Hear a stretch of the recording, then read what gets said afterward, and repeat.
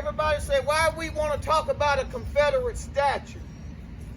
And I want to know, why is a Confederate statue at a courthouse? This is the one place where it should be equal justice. The one place where justice should be blind. But these types of symbols were erected to oppose justice. They were erected for fear, and then for us to have them at a courthouse. If you want to keep it, put it in a museum. Put it on a museum site, but don't put it in front of a courthouse.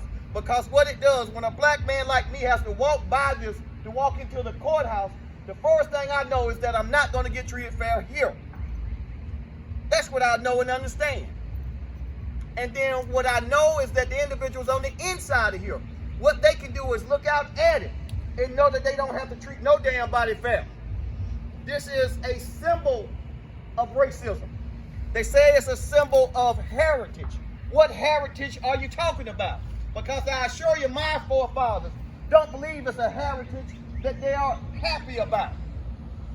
Well, it's about states' rights. Well, let's think about the right that the state was fighting for.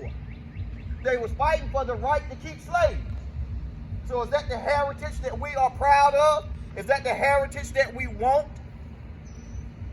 And what's sad is that everybody likes to say that, oh, we need to be unified, and you my brother and I love you. But I tell you, if somebody's in my family is hurt, and they tell me they hurt, I'm going to do what I can to fix it. I ain't going to worry about it. I'm going to do what I can to fix that because you're hurt. Well, if I'm your brother, and if you believe that we can get along, you believe that you should stand up for me, help me out when you can, how come you won't help me with this? Because I'm telling you it's hurting me. I'm telling you that it is painful. Nobody's trying to strip away history. And that's the first thing they'll tell you. Oh, they're trying to strip away history. Well, let's talk about history a little bit. The 4th of July, we celebrate the birth of this nation.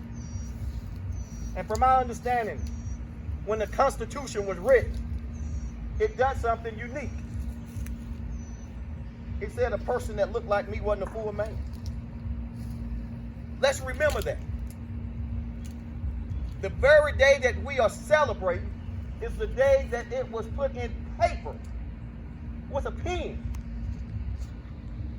that I'm 3/5 of a man. So let's talk about our history. That cloud. See, the same courthouse that we're standing in front of, I'm willing to bet was built on the back of black people. Yeah. I'm willing to bet that.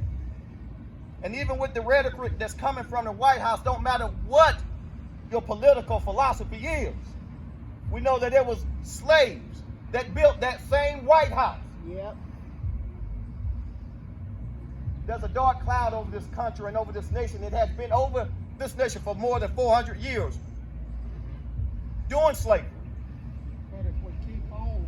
No, ain't no but, because I'm talking. I'm not going to stop talking. See, that's the problem, is that we have been willing to let other people tell us our history. It's time for me to tell our history. When we talk about Black Lives Matter, I need you to listen to me so you can understand what I'm trying to say. No, you're not. You think you know, and that's what the problem is. I can't understand why people love to tell a black man what he should feel. You cannot tell me if I'm telling you I'm offended.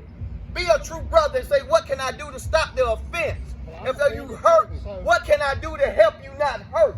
If you bleeding, how can I help? If I was cut right now, bleeding, and I had blood running out, you would bring a Band-Aid over here and help me stop the bleed. Well, I'm telling you, monuments like this makes me bleed on the inside because it hurts my heart.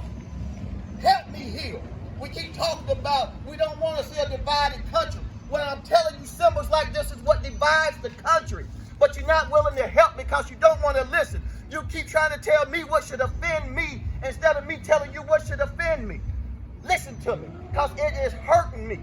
Nobody wants to do, ain't nobody with violence. That's not what it's about. I'm coming to you straight up as a man to tell you that I'm hurt and I need help. They love to say the first thing they say, well, I'm not a racist. I got a black friend. I got black friends. I don't need you to tell me that you're not racist. I need you to tell me that you're anti-racist.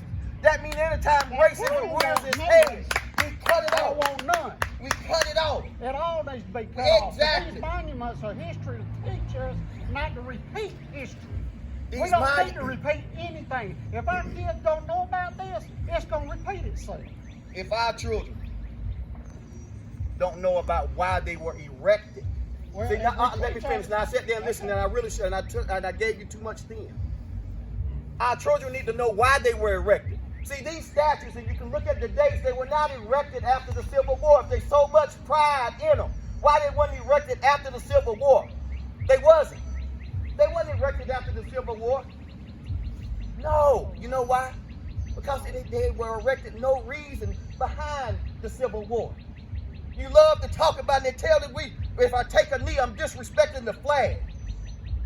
If I don't stand up for the national anthem, I'm disrespecting it. I bet if I had an ISIS